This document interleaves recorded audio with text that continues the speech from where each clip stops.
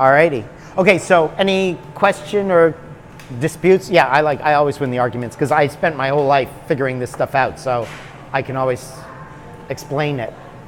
It's just a matter of knowing or not knowing. So yeah, yeah, no, yes, maybe.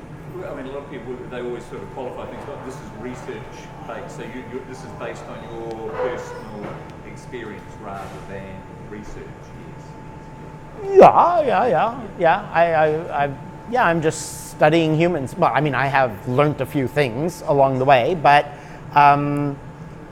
I put things in a way that's different than I've seen others put it, because it's always you know, when I was a monk, you see these spiritual people avoid the world, and they just don't get anywhere.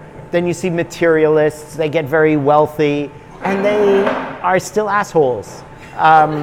So, you know, and then you see sex crazy people, right? So there's three basic character types: the physical, the moving center, so a jock, a sporty kind of person; the intellectual type, analytical, and then the emotional type, who's more the artist. So my work has been to balance all three, you know. So there's different things, but now I'm putting it in. There's the material, the personality, and then the emotional. So, okay, so, right. So then, basically, so what we've talked about so far is understanding what really has to be deep inside you to know you're an alien. You really care only about connection, because when you're born, you come into this world and you're freaking out that where the hell am I? What is this place? What's going on? I need my mother or whatever. I need connection. They put me in this little cage called a crib, and then they leave me alone. And so right away, since a baby, you're starting to feel something is wrong. You're being abandoned, and all you want is connection to someone to take care of you, protect you. And then you start to get older and you understand you have to be alone sometimes, and then you start to freak out because when I die, who's going to be there? I'm going to be alone. You realize you're going to die alone. So the beginning and the end are both times where you're grasping on to this need of companionship, and everything in the middle, you're just trying to ignore it. And that's why people's lives just go in circles and you don't achieve anything you want. I've done everything in my bucket list. I've traveled to 80 countries so far. By the end of this year, I'll be up to 85 based on my plans for the rest of this year. I've done everything I want: my own airplane and motorcycles and cars and houses and properties and everything. I had money, lose money, make money, did all kinds of stuff. And that's because I understand the core driving force, which is the alien needing that connection. All right? So that's what I mean. When you get that and you know what really drives you, you change. You become a more magnetic personality, a more attractive person. People want to be with you. They may not know why, and it doesn't matter. But it's because the alien in them says, there's another alien who's awake. And now I can actually talk to them on my own language, in my own way. And that's the emotional connection. Right? So we have to go against political correctness. We have to go against all of this thing of I cannot tell a woman she's pretty because I'll get sued for sexual harassment. We've got to go against all of these things and allow yourself to be more connecting. All right? So that's it for the business side of it. Now, the next thing we're going to talk about is the personality, the ego personality, your mind. All right? Personal development. So for this, your success is going to be relative to your self-esteem. Now, self-esteem seems to be, low self-esteem seems to be a tremendous plague in the world. All right? Most people have a feeling of low self-esteem, a feeling of fear of being caught out. They don't want to be seen, which is why we like to have all the fancy things. So you don't look at me, you look at all my stuff, right? So there's insecurity. Oh, I'm scared to talk in public. I'm scared to try new things. I'm scared to do different stuff because I don't feel strong about myself. I'm scared to speak up in public and so on. So I created something I call ethicalism. So I made a website. There's 39 ethics, and with each ethic there's an exercise to apply that ethic. And the concept of ethicalism is to make you proud to be you, right? Going back to the salesman, if somebody comes to you with great confidence and somebody comes to you and you can tell they're insecure, you're not going to trust the insecure one, right? So when you have a strong sense of self, a strong sense of character, you are proud to be who you are. Again, you will attract better friendships, better relationships, and better business, all right? So this is the next thing we work on, is our self-esteem. So religions have always been, and I've studied a dozen or more religions all around the world to understand how they could be used to be a justification to kill, murder, steal, and attack people, and yet they're supposed to be something to make us feel better about ourselves. And what religions are basically is a code of conduct. If you analyze religions, the 10 Commandments or whatever, the 7 deadly sins and things like that, religions are basically telling you how you should live so you do not feel guilty every night when you go to bed. So you don't do anything wrong to feel that you regret or you're not a good person. But religion has become very corrupted. And we don't want religion anymore. We don't want a priest or a rabbi or an imam telling us what to do, because then they go behind their back and the priests go and rape little boy choir boys and so on, right? So we are losing faith with religion. Religion is falling apart. So that's why I made ethicalism. So it gives you the same principles, a code of conduct, but no priest, no leader, no church, nothing. You are the boss. You judge yourself with these ethics. So being proud of who you are is determined by your daily actions. Okay? If you are proud of who you are, you will succeed better. You'll feel better about yourself. Now, aside from your business and relationships, it's your physical health as well. Because a lot of physical health is due to stress or feeling guilty or worrying or regretting and all these kind of things, all right?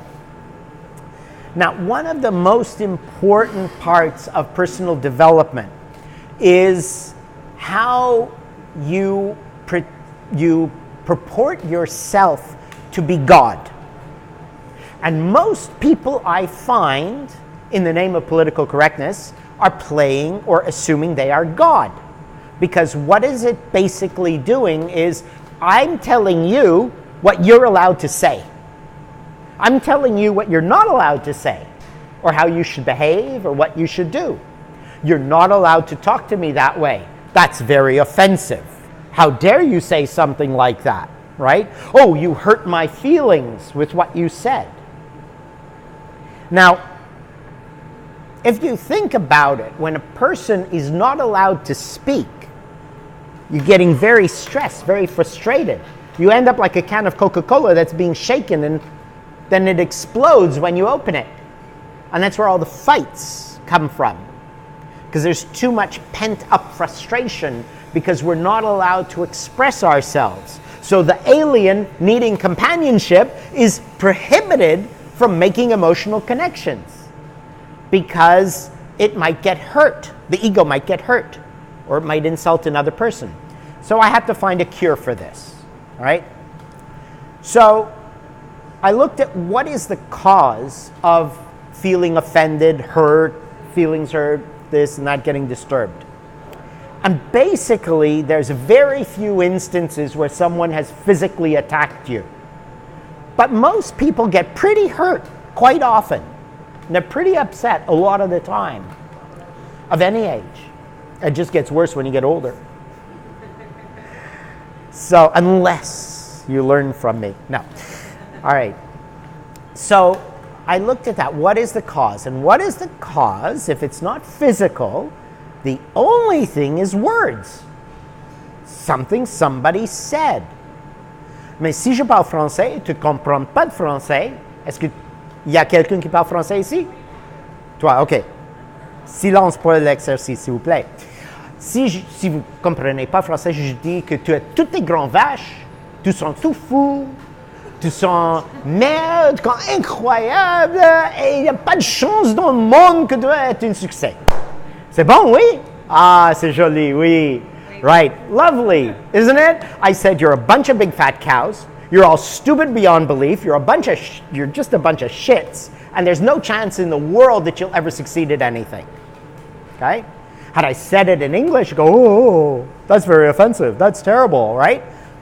You didn't understand, so it didn't hurt you. So therefore, everything that someone says that you get hurt by in any way is all happening in your own mind. You understood those words, going back to, you know that it's green plastic. Going back to, I know what you mean, I know what you meant to say. To no. You took those words and interpreted them, and that is what you basically got this reaction, emotional reaction for. Now, here it is.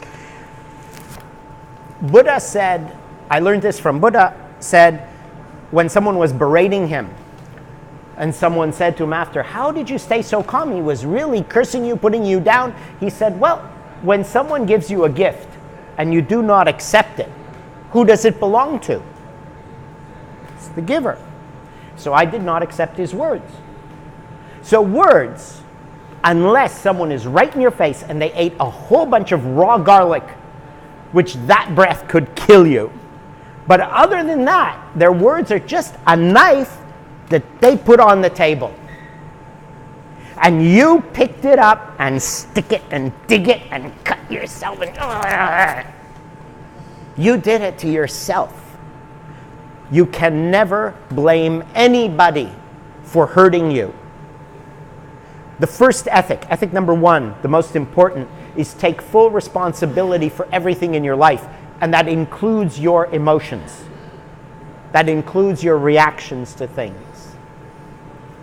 So we have to know that we are the source of our own suffering.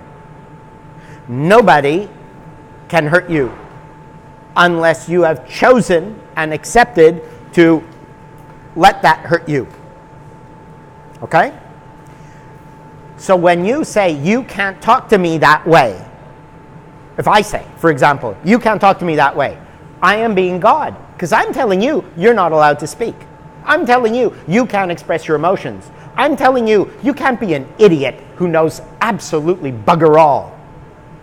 And you can't express that you're so stupid because you're saying these things. I'm telling you, you can't. So I'm God, right? Because I'm telling a total stranger how they're allowed to behave. Now, how arrogant is that? Then that casual racism or sexism is okay. It's okay to have that attitude. No. For the receiver to filter. I'm not saying it's okay to do it. But what I'm saying is if you're faced with it, then it's how do you react, okay? When somebody said to me here, a Kiwi guy, who we had rented him a house and he did a lot of damage, and I'm saying, well, you got to pay for this and this, and he said to me, you're acting like a fucking Jew. I could have gotten insulted, but I laughed because I laughed inside. I pretended I was very hurt, but I laughed inside because I said, I've got him now. I've got him now. And I went, you said what? And he immediately paid for everything without an argument. Because you're not allowed to, of course, be racist. But it didn't bother me at all. I don't care what you call me. I'm an alien. I'm not a human being. I'm an alien. He insulted the human. But for most people, that would be very hurtful and very damaging. Yes, Exactly. And that's what I'm trying to teach you, is how it will never be hurtful and damaging again. Okay? It's only hurtful because you decided to stab it in your own heart. You made those words a physical thing to hurt you. But they're not. They're just words. Like I spoke to you in French. But it's not just word, it portrays an attitude and Right. a way of thinking that shouldn't be acceptable. No, but it's your attitude of thinking, and I'm not God. I can't tell you how you should think or not. I can only run my life how I should think. Now, if everybody were to think like this and not take things personally, they would not be very racist, would they? Well, but I think by calling people out and by speaking up and not accepting that sort of comment, then you're likely over time to influence that. Exactly. Perfect lead into the next concept. Okay. So what we should aspire to be is the most powerful force in nature. And I'd ask you to think what you think the most powerful force in nature is, but never going to get it because it's a bizarre concept. The most powerful force in nature is a cloud. And why is it a cloud? Because a cloud can go black and blot out the sun. It can make torrential rains and flood and just kill everybody. It can make lightning and fry you. But it can also be a white puffy thing decorating a blue sky. And a cloud is equal to everybody. Now the best thing about a cloud, you can't grab it, you can't contain it, you can't make it, you can't kill it, you can't damage it. A jet can fly through it and nobody gets hurt. Not the cloud, not the people in the plane. So we need to be a cloud. So when you're faced with the racist, if you have perfect equanimity and you just smile and say, you're entitled to your opinion. I know who I am. I have a good self-esteem. I know who I am. You're entitled to, and you know what the truth is? Jews are pretty stingy and cheap. You know, you're absolutely right. But I may be a little different. So you can allow people to be, and you know what? I taught this to my employees in my shops. I had 1 hour photo stores and people would come in very upset if their pictures were not ready and so on. I said, let them be angry. So you're absolutely right to be angry. And watch how they calm down. And they do. When the customer is angry and they're coming to call and complain, you have to stop them, interrupt them, and you say, stop, right there. And let's be clear about something. You are right and I am wrong. Now you just tell me what I need to do to fix it. And I'll do whatever it takes. And watch how fast they calm down. But instead, especially here and in some countries, no, I did everything right, it's not a problem, and you're making a big thing out of it, right? And there's a dispute, so you have an argument. And that's how you build up problems. But if you're a cloud and you don't take any words personally, nothing can hurt you. Now, if you're a mountain and that plane flies into you, you get chipped and everyone dies. Two mountains, bang, bang, bang, if they could move, chipping each other away, right? A cloud and a mountain, cloud doesn't get hurt, but it rains and the mountain slowly erodes, right? So we need to become like a cloud. Let them be a racist. I'm not God. You have the right to be a dirty racist pig. You have that right. Because every human being is born with the right to be what they want to be. And I have the right to ignore you. I have the right to know better. And to be a cloud. And to be an alien. And you happen to be someone I don't really want to have much of a connection with. But there's 8 billion other people on the planet, so there's plenty of options. Okay? Make sense? Yes, I can see the psychology. Right. So we have to start with the principles, because remember, you don't know anything. So you've got to open your mind to new concepts. So the cloud is our goal. Now, you can become a cloud, because there's a great joke I saw in a movie. Went into this movie when I was 6 or something years old, and I came out with a different voice. And it's an Indian and an American, and they're arguing. And at one point, the American gets very frustrated and he says to the Indian, "Who do you think you are?" You know, when you're angry at someone, "Who do you think you are?" And he says, "In India, sir, we don't think who we are. We know who we are." So when you know who you are, then you will be very free. Very, very free. When you know who you are. Now, I will to be telling you something that you don't really know who you are, and you're all fakes.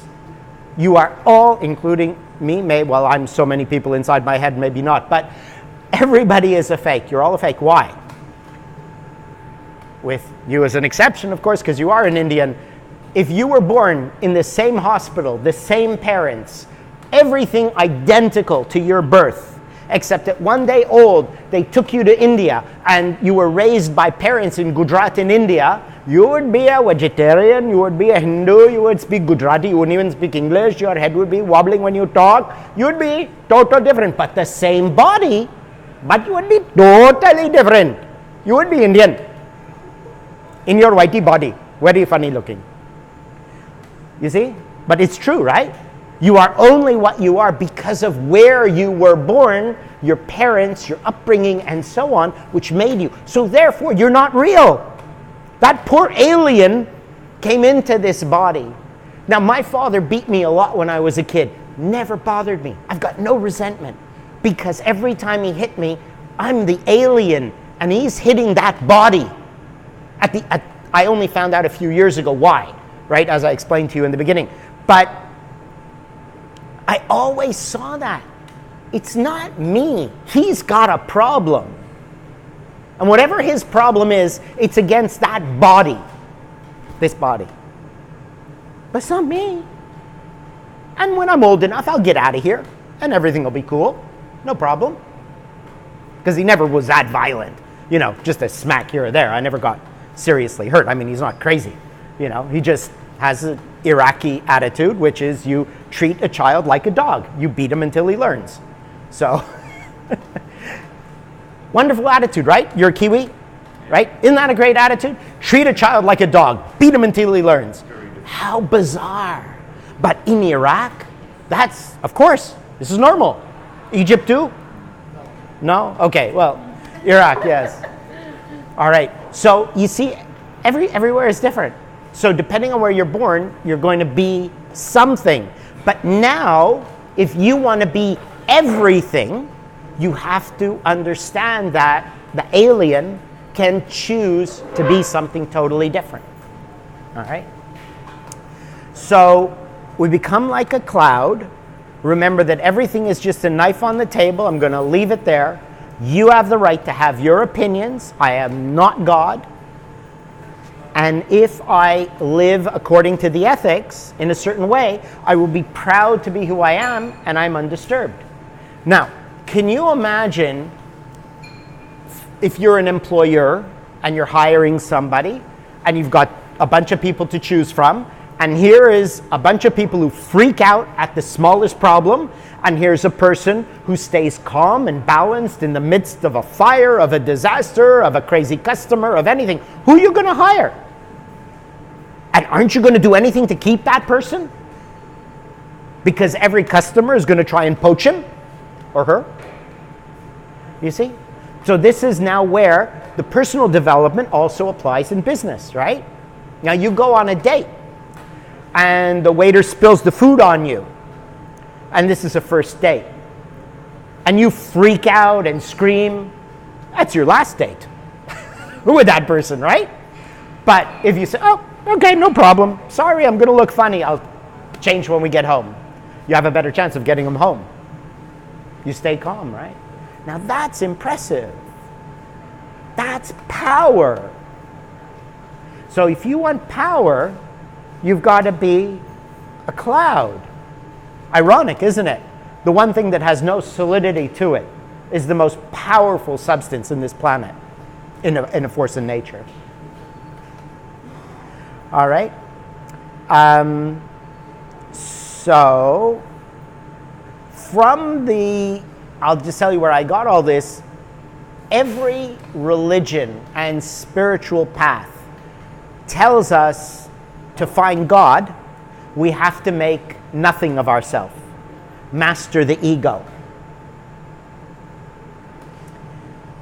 It's the ego that commits the so-called sins, the foolish actions, sticks your foot in your mouth.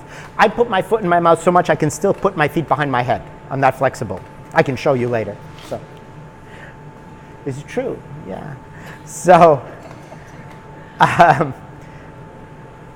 that's all the ego. Now the ego is, I'm something, right? And now this is where you go wrong in business. I want to be somebody. I want to be famous. I want to be recognized, and so on. All of that is your ego making you into a mountain instead of a cloud. Mountains don't move very far, but clouds move everywhere. So when we change the attitude to, I want to make nothing of myself, I want to be totally free, I want to let anyone say any insult to me, and it doesn't bother me.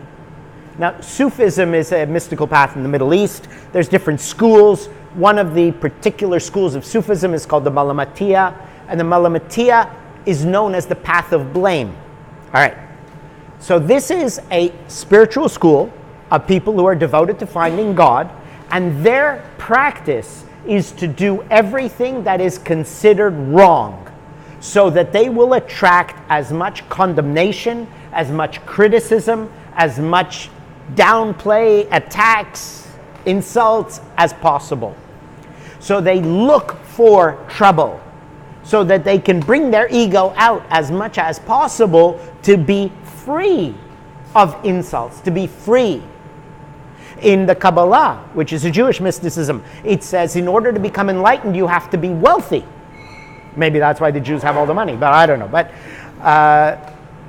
it says you have to be wealthy. So you think, well, why money and God? No, the reason is very simple. Because if you're not really wealthy, you always need something. And if I need something, I need money, a job, something from you, I will never have integrity. I will always bend my rules, bend my morals to get what I need. But if I'm wealthy and I don't need anything, I can be honest. I can be free. Because I don't need anything. So everything is about making yourself as nothing. In Hindu philosophy, the school is called Karma Yoga. Karma Yoga means the path of selfless service. Right? So I can tell you from many different religions and spiritual traditions, they all have the same principles. Is make nothing of yourself. Now, if you are nothing and you're a cloud, all those insults, all the racism cannot hurt you. Now, imagine if 30%, 40% of humans were clouds, never got affected by racism, acted with great integrity. Racism can't exist anymore. Because racism is actually valid. Well, racism is basically, I've got an opinion about a race of people. That opinion is based on enough examples that it seems to be a common truth. So that's where racism and opinions and prejudices come from. Enough people from that race have done that thing to say, wow, you know, I've seen it enough times, must be true. And then you take humans with a narrow mind and a Trumpian attitude, you know, and then they just make it worse and worse, right? But if we didn't fight back, you know, there's a lovely saying, thou protesteth too much, right? If I say you're a thief, and you say, no, no, no, I'm honest. No, no, no, I never cheated. No, no, no, I never, and you keep protesting. I say, well, you know, why are you protesting so much? What are you trying to hide, right?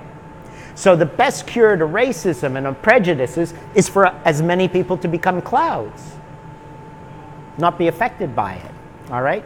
So that's where our personal development comes in, to master the ego, to become a cloud, and to become free. And in this way, you will find that your anger, negative emotions, conflicts, fights, problems with people drops by 90% within 2 weeks.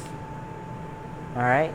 That's the average of people who followed my course. All right? 90%. Why? Because there's very little negative emotions that are true, that are real. All of it is in your mind. All of it is your reaction to your opinion that you are being attacked and that you have taken it personally, that it's about you. But if you're an alien, it's not about you. It's about your body. But now I'll take it one step further. It's not even about you or your body or your personality. It's about the other person's suffering. If an animal is in a trap and you want to help it out of the trap, you want to help it, it bites you. It attacks you. That's what an animal will do because it doesn't know you're coming to help it. All it is in pain. And when anyone comes near an animal in pain, it bites. And that's what you have to see when you're being attacked. When anyone is picking on you and saying, I don't like how you're dressed. I don't like your attitude. I don't like your big nose. Talking about myself. I was in Beijing once talking and a bunch of Chinese kids wanted to practice English. And we're talking and all of a sudden one of them says, you have a very big nose. Okay, true. So all of that is their pain. You don't know. Did the doctor tell him he has cancer yesterday? Did he lose his job this morning? Is her husband cheating on her? You don't know. It's not even about your body. So you've got 2 steps of removal from any attack. So you cannot ever feel attacked, offended, insulted. You can't if you're objective. So here's the image that you should have, which will make you laugh at every insult, every attack. I don't know if you have babies or not. I don't have babies. I never had a baby. I don't want a baby. But I've seen pictures of babies in my Photoshop. And there was one great picture. It's a little baby, little thing, and it's on the table, a boy, and the father is standing like, it's like this with its legs there and its head there, and the father is here looking at his lovely baby, and the baby is pissing, going right in the father's face. It's hilarious. What's a father going to do, right? So if you have a baby and it just fills its diaper and you change it and you spend a half an hour cleaning and polishing and wrapping it up in a new diaper and it's so nice, and then fills it again, what are you going to do? Nothing. Change it again, right? Now, anytime someone is attacking you or insulting you, it's just a baby pissing in his diapers. He just can't hold it in. He's suffering. Find me somebody who's not suffering. It's like the Buddhist story. This lady, her baby died, and she couldn't accept it. She kept thinking it was sick. And she went from house to house. Do you have medicine for my baby? Do you have medicine for my baby? And everyone's, poor crazy lady, the kid's dead. And someone said, go see Buddha. So she goes to the Buddha, and the Buddha says, yes, there is a cure. You have to find a house where nobody has died in that house, in that family, and you get some mustard seeds and bring that to me and I will heal your baby. And so she goes from house to house and says, has anybody here died? Yes. And eventually she realizes everybody dies. No one has avoided death. So by the same way, I say to you, who has no suffering? Who has no pain? Aside from me. No, a little bit sometimes. But who has no pain? Everyone. So everybody who's attacking you is just filling their diaper. They're venting. Have you ever had diarrhea? Have you ever had gas? And then they say, hold it in. What are you going to do? You can't. So that's the attitude. When someone is attacking you or insulting you, just have that image. Remember, that's the knife on the table, and they just can't hold it in. They're in pain, they're suffering, and it has nothing to do with you as a person. And on top of that, you're an alien and you're a cloud, really can't touch you. All right, so that's personal development. And that's how you eliminate anger and negative emotions. All right? Any question about that? And then we're just going to talk a little bit about relationships and we're done.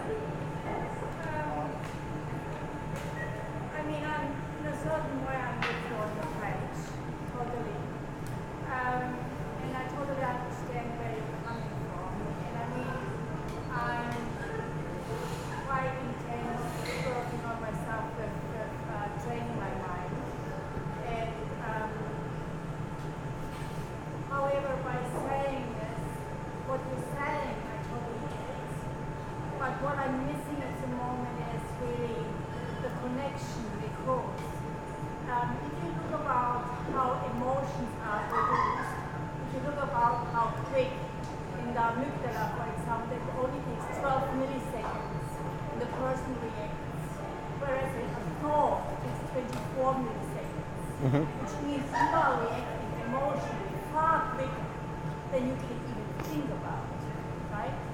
So if you don't have tools to overcome, and depend on your childhood experience for the first 10 years as well, which plays a huge role in that. You can't, I'm missing the link from you to tell, for example, what tools actually you are offering that people can overcome those gaps between the 12 seconds. If you don't have that, you can't just move to acceptance. You can't just move to anything, which makes basically the person who tells you the story the knowledgeable person. The other ones who don't have this knowledge are the lower grade. And we have again the highlight just in a lot of way. But I don't buy it. I don't buy it. No problem. I can prove you're wrong. No problem. You're saying that the thought is 24 milliseconds, the emotion is 12 milliseconds, therefore emotion is quicker than thought. Right. Now tell me, how are you going to get angry at me insulting you without it going through your thoughts first? You're telling me that emotions happen quicker than thought. But you're saying, now, but I'm asking you, how can you have a negative emotional reaction to something I said without it first being a thought before you have an emotion? Shall we say that my emotion came up regards that I was waiting and waiting and waiting to get more information, to get deeper information I can really work with. That was my first reaction, the emotional reaction. No, it can't be an emotional reaction. You just said, I'm waiting for information. Information passes through the intellect. Emotions don't transmit words. They transfer energy. Right. And so if you're upset at the words I speak, you cannot go from my word to your emotion. My word has to go to your thought. Your thought then interprets those words and then generates an emotional reaction, just like when I spoke French. I insulted you in French, but you smiled. Until I said it in English, then you could get insulted. So therefore, thought precedes emotion.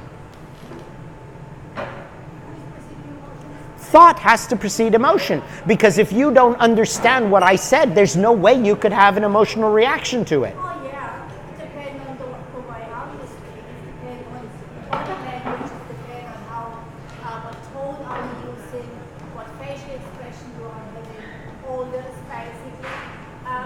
Right. And you're interpreting all of that intellectually. If you're deaf, dumb, and blind, you cannot see me, hear me, or acknowledge what I'm doing, you cannot have an emotional reaction. Huh? If I'm speaking now to you, or if I speak to somebody, the person listens to me 5% to my words, 95% to how I am here, which means the way how I speak to you, the way how I look to you, the way how I relate to you, Right. the way how I approach you. This is the way basically you are reacting towards me. It's less the words, it's only 5% of the words. Right, but everything is being interpreted through your mind, and that gives you the emotional reaction. You cannot have an emotion. If we're a couple, okay, and you're standing brushing your teeth, and I sneak in behind you and I hug you, you might have an emotional reaction without intellect, granted. But all these negative emotions always came from something that was processed in your intellect. Like, for example, ich liebe dich. I said I love you in German, but it didn't sound very loving. So you might have heard me insulting you. Or I'll give you a great one. This is a true story. My grandfather, when he got off the boat back then in like 1910, 1920, traveled by boat from India to Morocco. He gets off the boat to do business. He's waiting for his business people. Some, street guy comes and he says, you need a taxi? Taxi? He says, no, they're coming. And then he said, you need a hotel? No, they're coming. And he said, you want a woman? No, I'm married. And then he said, you want couscous? It's Moroccan food. He said, you want couscous? My grandfather never heard of couscous. But he figured that he said no to the hotel, no to the taxi, no to the woman. The guy must be saying, insulting him. So he said, you go to hell. The guy's offering him a dish. He's offering him food. And he tells him, go to hell. You see, it's intellectual. But he had an emotional reaction.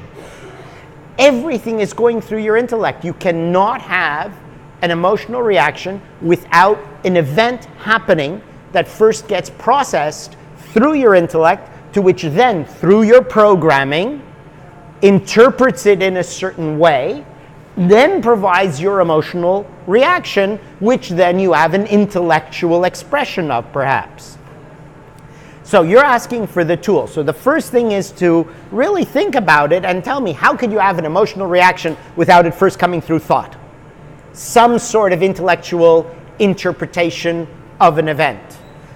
So the work I do, like one of the courses I made up, shows you how your mind functions in parts like a machine, and how those parts create these emotional reactions, and how those parts are malfunctioning. They're broken.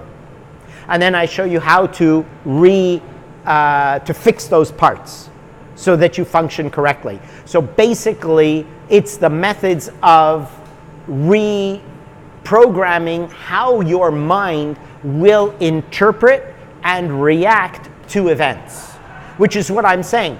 When someone is inside, a human being, I'll just jump a little bit. A human being is not an individual. It is not an independent thinking person. It is a collection of habits. Everything is a collection of habits. I mean, they are so bad. I give you one of the most blatant examples of how pathetic the human habits are. There's one fellow I know at my home in Penang, and I moved there with my partner, and we knew this fellow and his wife. And this guy always says, no matter what he says, how are things, whatever you say, goes, nice. Oh, that's nice. And so I hadn't seen him for a while, and my wife had passed away. And then I saw him again, and he said, how are things? How is Jenny? I said, she passed away a few months ago. And he goes, nice. All right? So, and he's like, you didn't, right over, right? Because it's such a habit. So human being is a collection of habits. Everything you do is a habit. So one of the tools, as you ask for, is we need to change our habits, all our habits, so that we are no longer atrophying into this robot that you currently are. So I do exercises, which is every month you make one new habit and you break one existing habit. Okay? Every month. And you don't change next month. So at the end of the year, you've got 12. And you just keep doing that. Every month you make a habit and you break a habit. When I brush my teeth, I stand on my toes. I tap one finger very quickly. I sense the feeling of the other finger on the sink. And I count from 1 to 10 slowly, repeatedly, while I'm brushing my teeth. And of course, being aware of brushing my teeth. So you do exercises which break your habitual patterns. And as you do that, you will break your habitual patterns of how you respond to events. All right? The younger you are, the better chance you have, because you don't have as many habits and they're not as ingrained. When you get to be old, you got a lot of very, very, very fixed habits. I am so mean, aren't I? So, but of course now he's a cloud. Doesn't bother him. So that is the way to do it. The tools are to know that you know nothing, so you start to open your mind. You do not know what the other person really means. They are expressing their own pain and suffering. It has nothing to do about you. They have the right to be a stupid, narrow-minded pig asshole and even be president of the United States and be that way. Sorry for all the Trump supporters who will watch this. So everything is just a knife on the table. You are making yourself feel the pain. He's just a baby pissing in his diapers. Nothing you can do about it. You have to let them be that way. And that you are nothing more than a collection of habits. And that your reactions are habitual. And as any habit is formed through repetition, every habit can be changed through repetition of a different response. But it begins with knowing that you are an alien, you are not subject to the limitations of the human being, and you have to put in the effort to make these changes. All right? But this idea that emotions are quicker is just one of, it's ridiculous. You cannot have an emotional reaction unless it is a physical contact other than something going through your intellect and you interpreting it. When I'm out with people and someone is insulting me, other people say, well, you're just going to take it? He insulted you. And he insulted me? I didn't even know. I don't even know when people insult me because I let people talk. Doesn't matter. I never have problems. But you have to be healthy. When the driver cuts you off, when you're driving, and some idiot cuts you off, you scream and yell, get it out, and then keep driving. You don't need to stay angry all day. Vent it, let it out, and move on.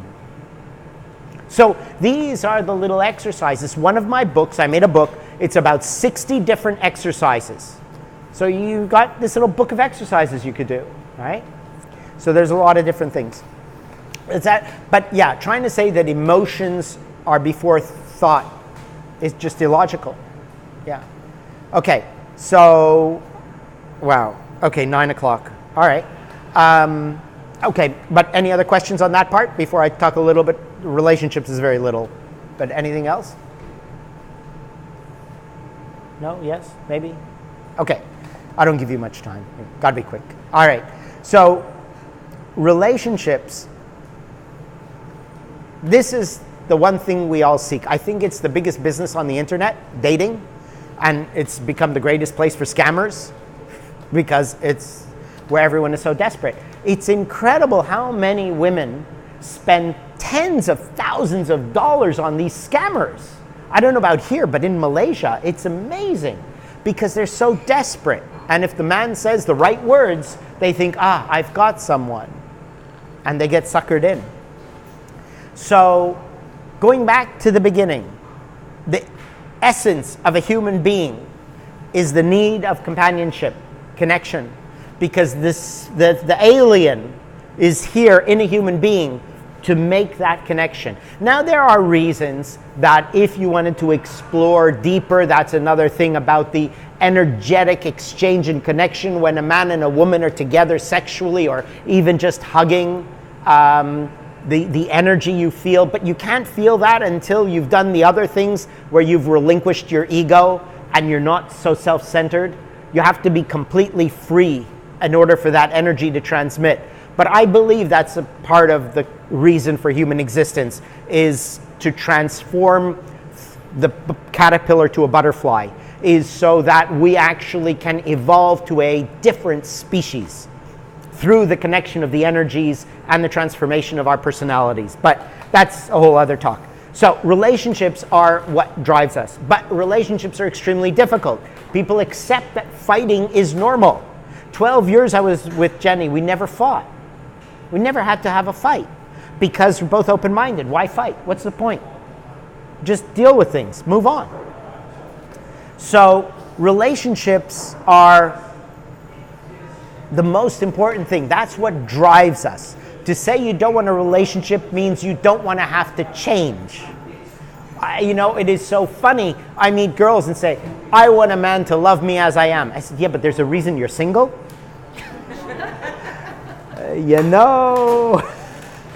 Maybe a little flexibility, a little change might help. So in order to have a good relationship, we have to go back to all the other things I've spoken about, which is that we need to know we are very flawed and where the flaws are. The main flaws are like the monologue dialogue, the dialogue, two people talking to themselves. We're not actually listening.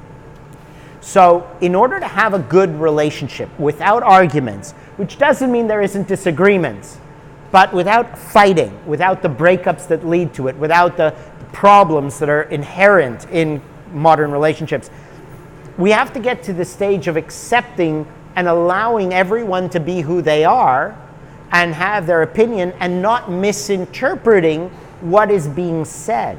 So everything I've just said about your personality development is very applicable to having a good relationship. Of course, it helps if both of you take the right attitude. So with that, I'm just going to sum it up in one little thing. If you understand someone, you cannot argue.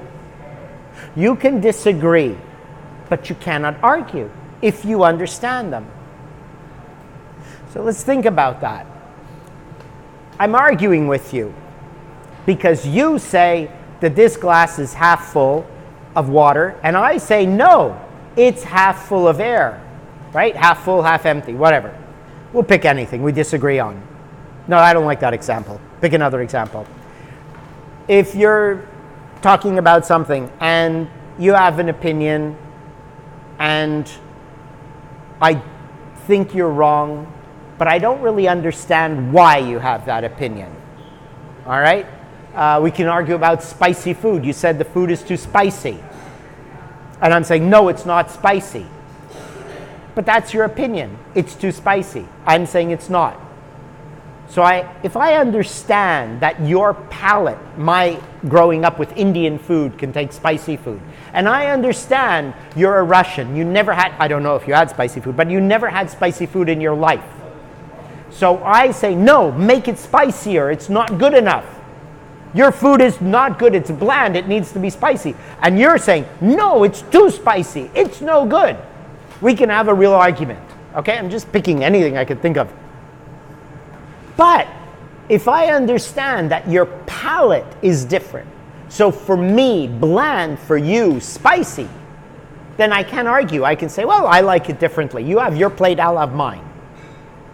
But it's all a matter of understanding the other person's opinion, their feelings, rather than what people do, which is my way is right. Like my father always said, you are wrong and I am right because I'm the father. If I tell you in the middle of the day it is night because I am the father. Case closed. And so I learned from that. I said, well, that's not a very smart way to behave, is it? So there's always an argument when you don't want to understand the other person's point of view. When you think you are right and your opinion is correct, you will have a fight. But when you say, I am nothing, I am selfless, I am nothing, I don't matter, I am a cloud, what is your opinion? Now I can understand your opinion. So in relationships, it means we don't fight, we negotiate, we come to agreements, understandings. That's the most important thing.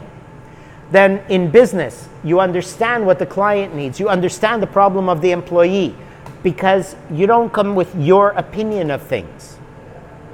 All right? So this is the key to successful relationships, is that when you understand, you cannot argue. So therefore, if you are having an argument or a conflict with anybody, you then go to number one ethic, which is take full responsibility, and you say, whoa, okay, I don't understand. So instead of telling you what I think and what I believe, I will now ask you, please explain to me your reason. So instead of the argument, debating my point, your point, my point, your point, no, it turns to you're right. You are right. I am wrong. Now I need to understand you. And if you do that, you're going to be amazed how your relationships go so wonderfully. You may still get bored with a person and break up, but you won't have arguments and fights and conflicts. Okay? So you see, everything is your mind. The one thing that starts and ends with you, the only thing is your mind. And when you get that mind working correctly, like a cloud, without opinions, becoming more selfless, more creative, no more negative emotions, and reframing how your habits work, amazing. Everything works. Money, personal development, relationships. There you go. solutions to all problems in life. So I do some courses to teach about this more. I just made some flyers. It has my 3 websites on there and my contact. I do not market myself. I just thought I'm going to do this for the fun of it. It's not a business for me. I go where people invite me. So if you want to learn more, you take that, you have my contact, and you invite me to give a talk, to give a course. Courses can be a day, an evening, 2 days, depending on what you want to learn. And yeah, I'm probably going to leave New Zealand beginning to mid-April, probably. Unless a lot of people want me to stay, then I'll stay longer. I don't care. I can do anything I want. I'm free. So yeah.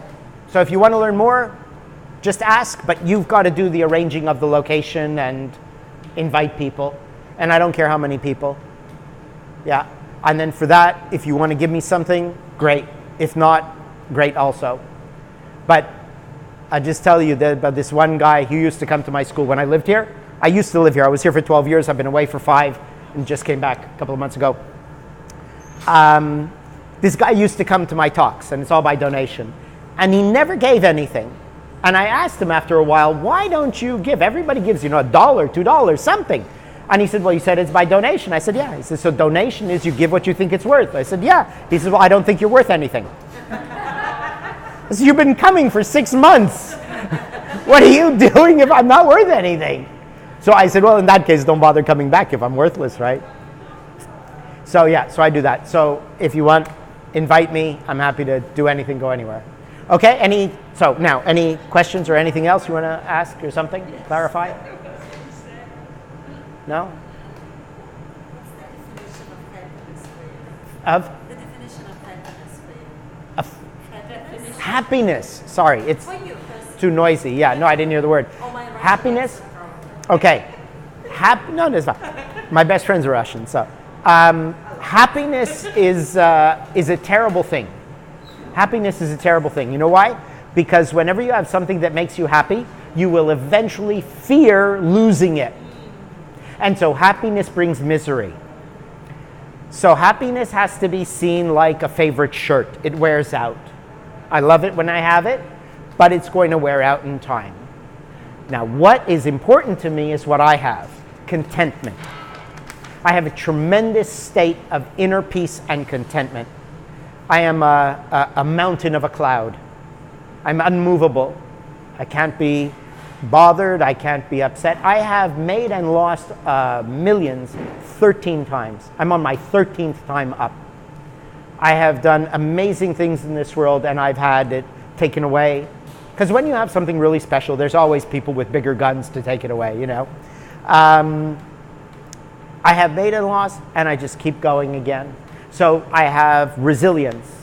I have contentment with whatever I have, whether it's millions or nothing. I've been very, very wealthy and lost it all. It was a choice. Anyway, life or death choice. So that inner peace, no matter what happens, that you're the same.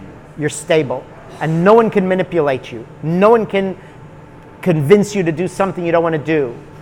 And you're totally in control of your life without it being controlling. But in the sense that I know myself, and I know whatever happens, I can make it work. All right? That's far better than happiness. So happiness is bad as a goal because happiness is a world of opposites. Because there's happiness to have happiness, there has to be no sadness. So that's no good. That's a world of duality. So that's why I don't preach happiness. This goal is something you want to achieve. But happiness should be constant feeling. And You don't need to achieve it, you need to go with. That's right. And that's why happiness isn't right, because happiness is the opposite of sadness. So it comes and goes. So it's a dangerous goal. Seek contentment. Inner peace, contentment. So that is what I have. So I'm unmovable, unmanipulatable, and yeah, it can't get me angry or anything. That's what we get. And that's what my work is about, is to give people that state. But it's difficult because you have to accept that you're a very broken machine right now. And you have to be willing to take that machine apart and reassemble it. And I've given you the basics of it tonight, you know, how to do that. And, you know, you take it as far as you want.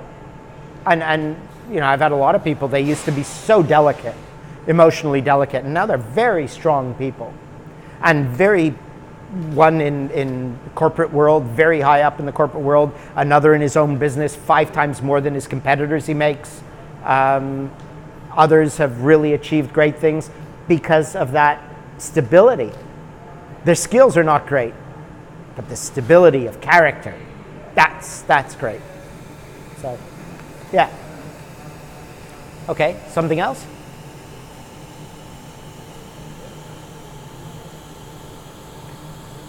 Oh, okay.